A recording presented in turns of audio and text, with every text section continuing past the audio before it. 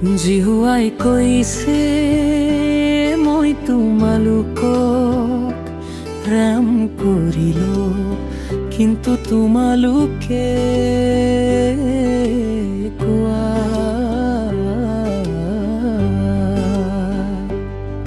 আপুনি আমাক কেনেকৈ প্ৰেম কৰিলে। জিহুৱাই কৈছে সাজানো জাকুবৰ ককায়েক নাইছিলা,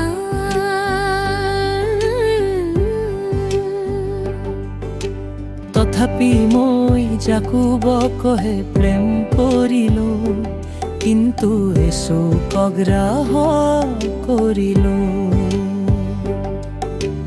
মই তেওঁৰ পৰ্বতবোৰ এক বংশস্থান কৰিলো,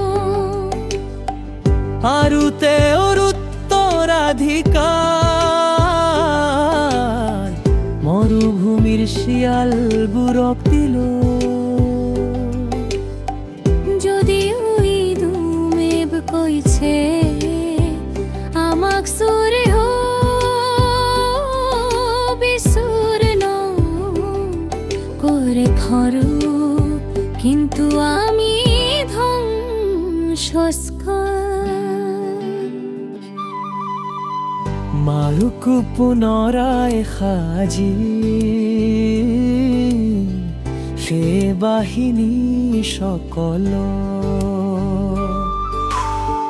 জিহুৱাই কৈছে তেওঁলোকে সাজিব পাৰি, কিন্তু মই ভাঙি পেলাম।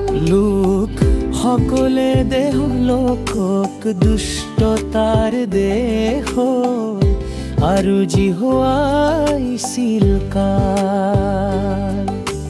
বোধ কৰা জাতি বুলি কব ইয়াক তোমালোকে, নিজৰ চকুৰে দেখা পাবা, আৰু তোমালোকে কবা ইছৰাইলৰ সীমাৰ বাহিৰতো জিহুৱা মহান হয়।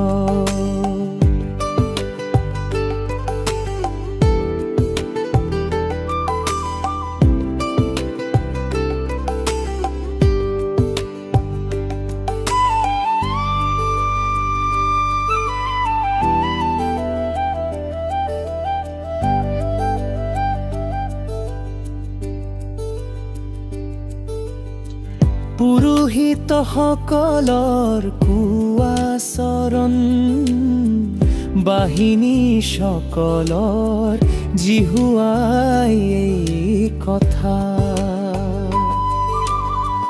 কৈছে। পুত্ৰই নিজৰ পিতৃ, আৰু দাসে নিজৰ মালিক সমাদৰ কৰে। মই যদি পিতৃ হওঁ তেন্তে সন্মান কৰ, মই যদি মালিক হওঁ তেন্তে মোৰ প্ৰতি ভয় কৰ। হাই পুৰোহিত সকল, তোমালোকে মোৰ নাম কুৎসত কৰিছা, কিন্তু তোমালোকে কৈছা আমি কেনেকৈ আপোনাৰ নাম তুচ্ছ কৰিলো। তোমালোকে মোৰ যত্ন বেদীৰ ওপৰত অসুচি খোৱা বস্তু উৎসৰ্গ কৰিছা, তথাপিও কৈছা আমি কেনেকৈ আপোনাক অসুচি কৰিলো। এই কথা পৰোফেই জিহুৱাৰ মেজক ঘৃণিত কৰা হয়। অহ তোমালোকে বলিদান অৰ্থে যেতিয়া অন্ধ পশু উৎসৰ্গ কৰা, সেয়া জানো দুষ্টতা নহয় তোমালোকৰ যেতিয়া খুৰা, আৰু ৰোগীয়া পশু উৎসৰ্গ কৰা সেয়াও জানো দুষ্টতা নহয়। তোমালোকৰ দেশাধিপতি বাটত পক উপহাৰ স্বৰূপে দিছো আচোন, তেওঁ গ্ৰাহ্য কৰিবনে মা তোমালোকৰ প্ৰতি প্ৰসন্ন হ'বনে? ইয়াকে